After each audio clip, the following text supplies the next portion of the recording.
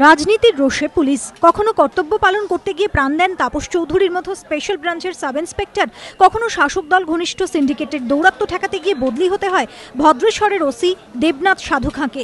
একের পর এক ঘটে চলা এই ধরনের ঘটনায় ক্ষোভের আগুন ছড়িয়েছে প্রাক্তন পুলিশ কর্তাদের মধ্যে।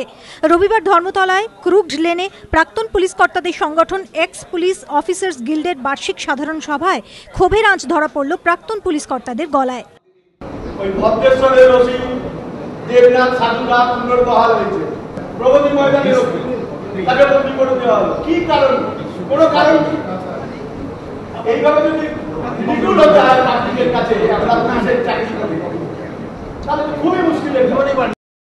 পার্ক স্ট্রিট ধর্ষণ কাণ্ডে মুখ্যমন্ত্রী সাজানো তত্ত্বের বিপরীতে হেঁটে তদন্ত চালিয়ে যাওয়ার জন্য বদলি হতে হয়েছিল দময়ন্তী সেনকে। দময়ন্তীর বদলি পুলিশ মহলে ক্ষোভের সঞ্চার করেছিল। সম্প্রতি ঘটে চলা একের পর এক ঘটনা কর্তব্যরত এবং প্রাক্তন পুলিশের উভয় মহলেরই ক্ষোভ আরও বাড়িয়েছে বলে মত ওয়াকিবহাল মহলের। প্রকাশ সিংহের রিপোর্ট, এবিপি আনন্দ, কলকাতা।